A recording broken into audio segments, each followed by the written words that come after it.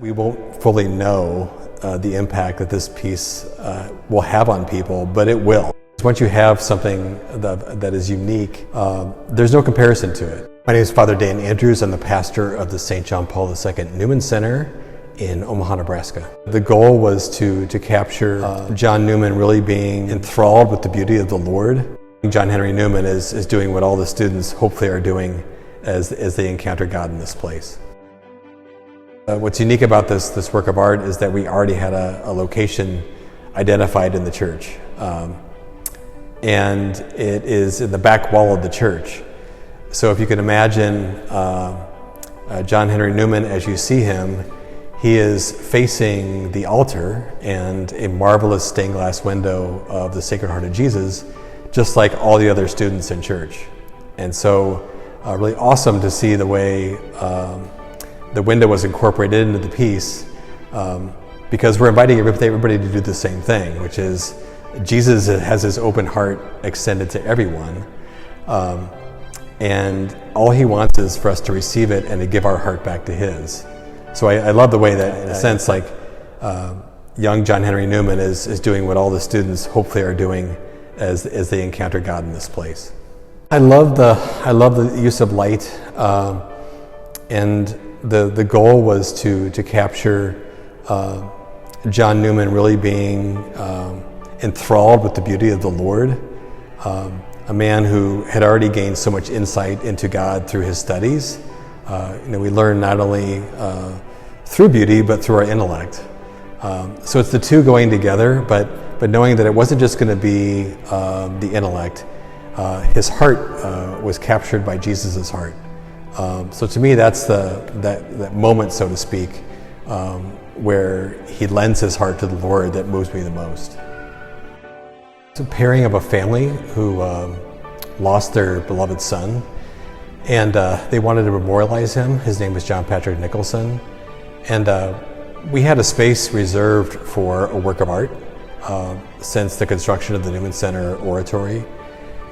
And so when the time came, it made sense to have an image of one of our co-patrons. Our main patron is St. John Paul II, but Newman is a powerful figure, and it seemed that matching up the memorial of a former student with our patron made total sense. Throughout my life, I was exposed to music a lot, invested in music a lot. When I was in high school and college, I was a singer in a chamber choir.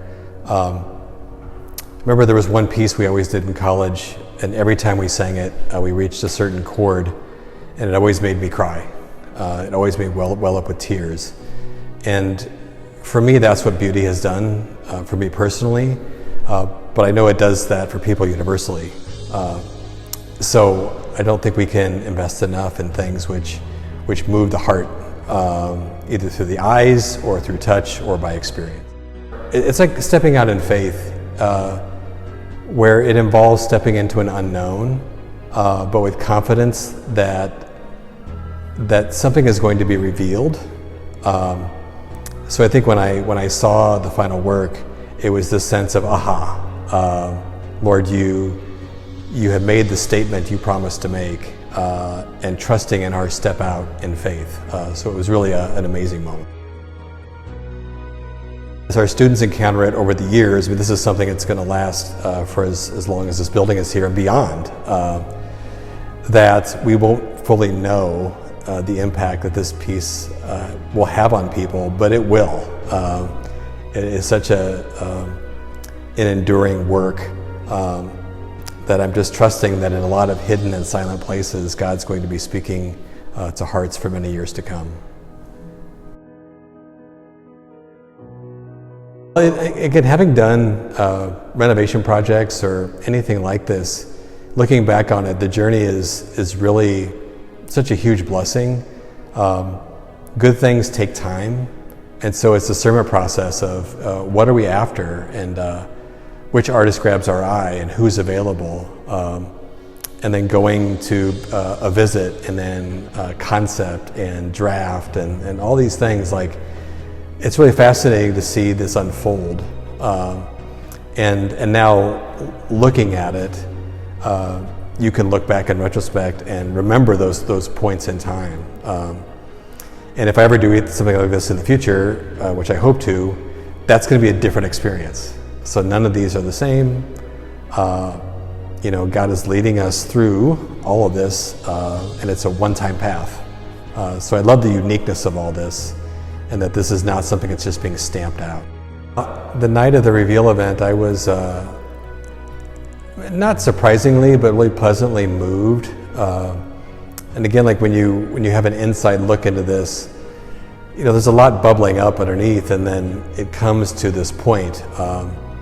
So for John Patrick's family and their friends, of course, this is an extended moment of grief for them and celebration as well. So I knew what was coming, and there's that special delight in watching people take it in for the first time and seeing how they're moved by it. John Patrick's mom gave amazing words telling people who already knew about him something about him, but many more who didn't, letting them have a window into his life. And then just having time to pray before the Lord and receiving truth through beauty, I think for everyone was a really deep moment of prayer. So I'm really grateful for it. People like here in Omaha, I think our cathedral was under construction, so to speak, for 50 years. They finished it as they could, as resources came in.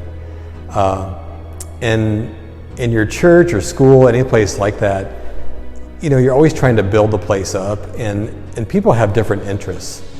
So I would say at any time, you might have various improvements in mind, but to have a work of art or two in mind, because there are people who want to see these things happen. There are donors who want to see commissions, or just because they believe in it themselves. It's a particular gift that they've received from God. So make it as a priority among your many priorities, but don't exclude it. Because once you have something that is unique, there's no comparison to it. And people might unwittingly be denied of an opportunity to add into the beauty of your ministry.